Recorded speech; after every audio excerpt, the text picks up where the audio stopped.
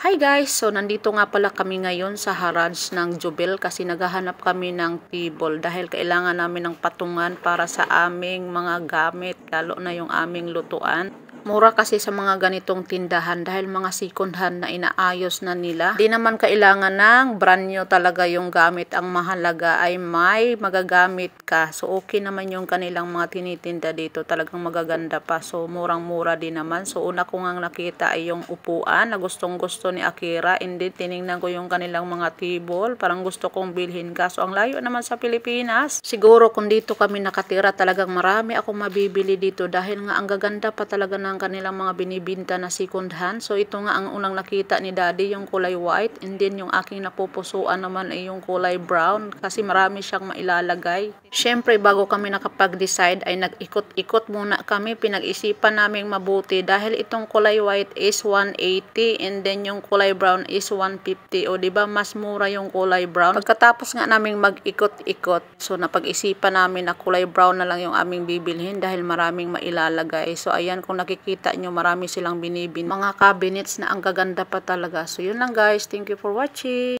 Pagkagaling nga namin sa Harrods, so naisipan na lang talaga namin kumain na lang sa labas kasi late na para magluto para sa aming dinner. Kumain na lang kami sa Indian restaurant kasi masasarap naman talaga yung kanilang siniserve dito.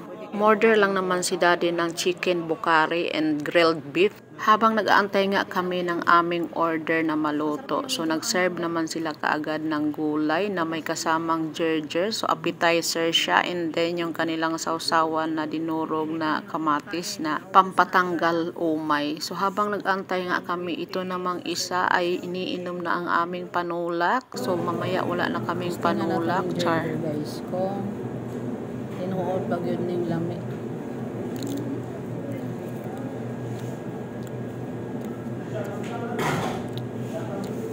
Pait ay.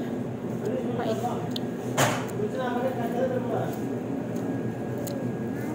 Sama sa akong now.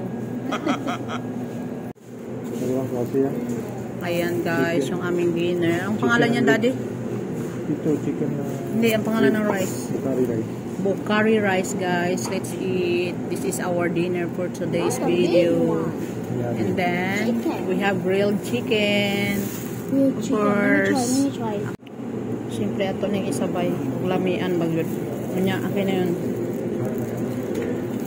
Meron kaming spare ribs sa beef spare ribs.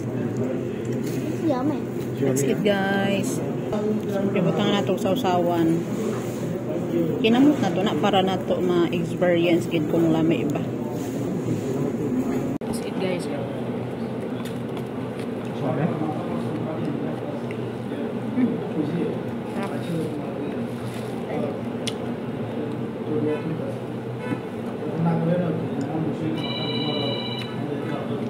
Yummy? Yummy, baby? Yeah? Nagustuhan niya. Sarap ng chicken eh. Sarap ng chicken, no? Kind of spicy. Spicy ba?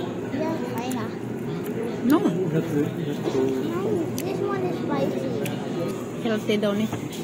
Pait siya kung kainin mo siyang solo.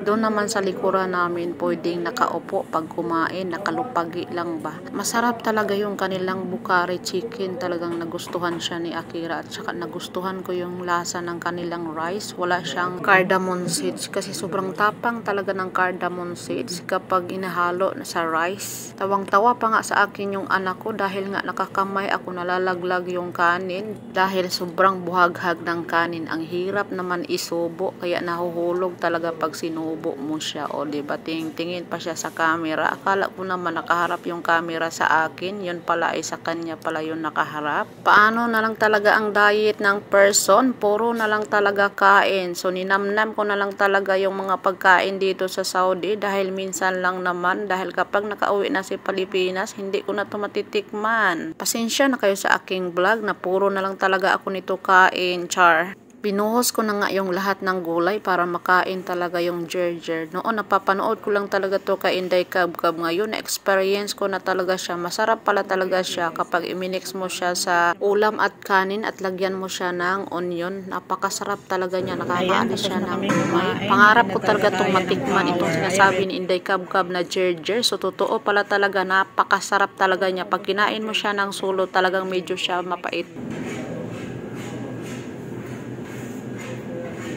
Yummy? Yummy? We're done, guys. Thank you for watching. See you on my next video. So, sobrang busog talaga ako, guys. Bagyo, parang daanan sa bagyo. Hindi na kinaya kainin yung rice. Sobrang dami.